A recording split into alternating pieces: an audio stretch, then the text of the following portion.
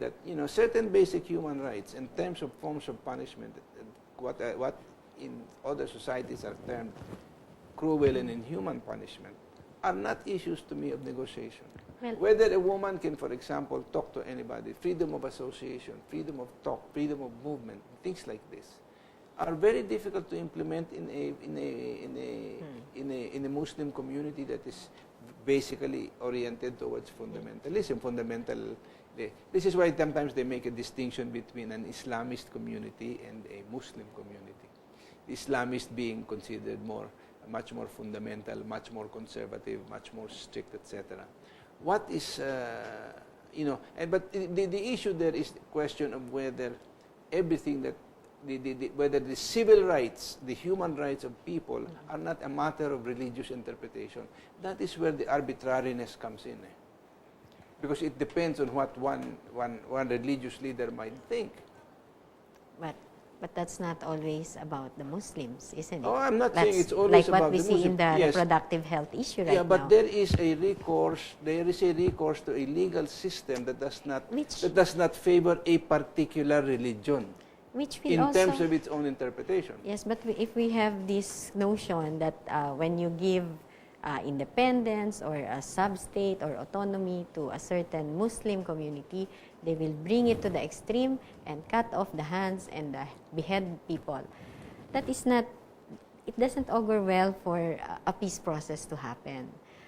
Maybe it's a question only of getting clarified and having the MILF articulate what its own perception of their policies of governance, and saying that because there are, for example, some Muslim countries, however, that have a secular state. That's being determined by the Muslim community, but even by the But they have not come to any kind of determination. It's not just the MILF that's involved. The Moro civil society organizations are articulating that, are looking at human rights, are looking at what you think are concerns for the Filipino people are the same concerns that we have. Okay, maybe people here do not really understand because they are not there and they do not see it happening. But there are so many things that are happening in Mindanao among the Moro communities and with friends, looking at the peace process and looking at ways, how this can work. Okay. So in other words, what you're telling me is, all of the problems cannot be solved today.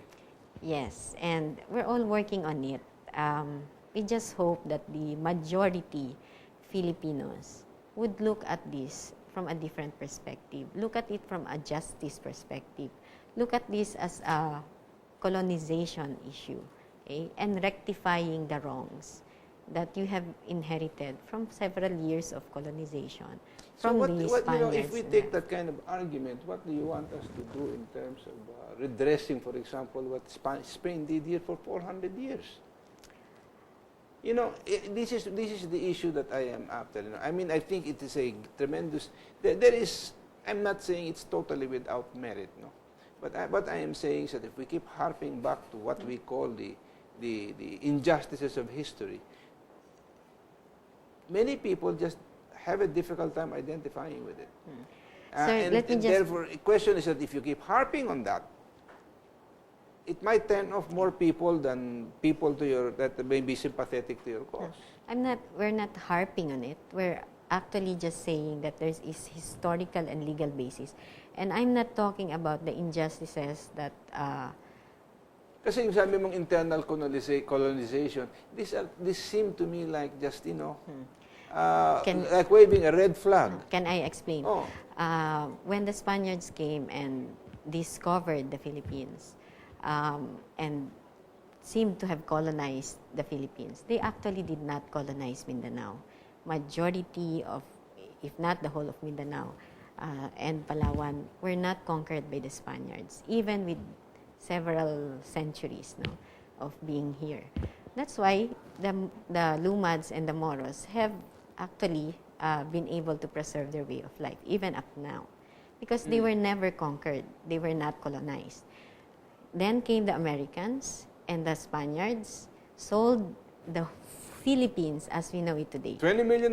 I know the price. $20 million I think the Spaniards were foolish for having done so. Even for territories that they never conquered, that they never owned, that they never exercised dominion on. At least, well, they claim to have done so even nominally. Okay.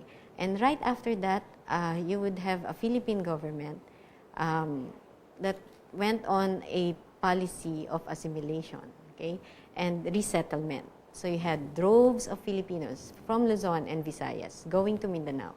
And in the early 1900s, the Moros and the Lumads comprised more than 75% of the population. Now we're reduced to less than 18% of the population. Okay, that's minoritization. That's it sounds more like a lot of after the fact that's moralizing. Why we have to rectify. And to looking at it and what you want to do is to undo all that history. Okay, we're not undoing it. We're not going to undo it. That's why even the MILF is amenable to a sub-state. Okay, to share resources. What is your definition of a sub-state? This is where I'm saying you say it's a sub-state, but it contains everything else that an independent state might have except name.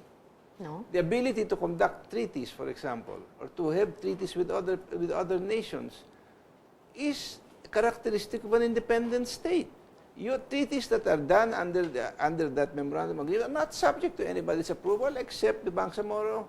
The only condition that was put is that there's supposed to be a non-aggression treaty towards the Philippines.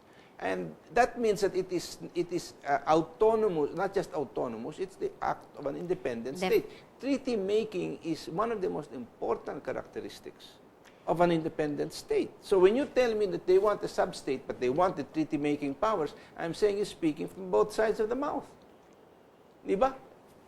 Now that may sound terrible to you, and I don't mean it in that sense. And I think there is just an inconsistency here that makes people then suspect there is a hidden agenda.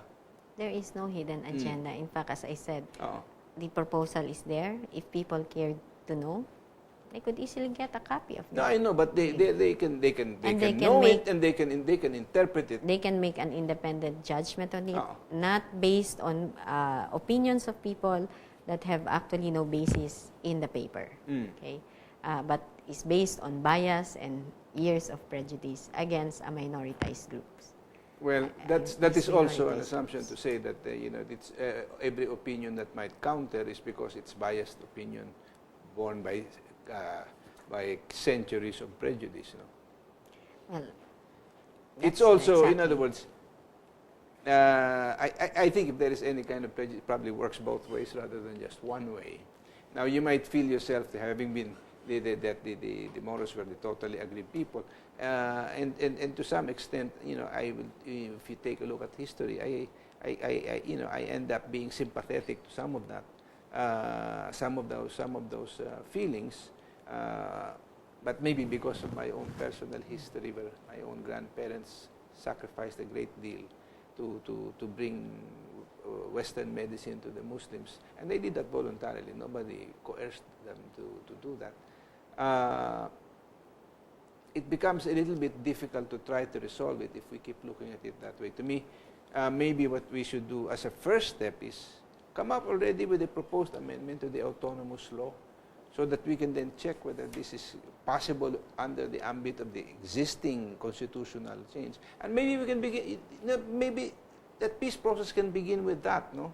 In other words, if there are valid arguments for saying that the autonomous law is not working, and this is why the ARM was a failed enterprise, although some people would have a different reading of why the ARM autonomous region failed.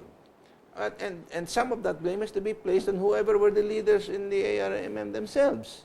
And wag na natin pasukin yun kasi hindi matatapos di ba? So, ang kailangan din lang siguro din nun, let's start off with that, no? As a collateral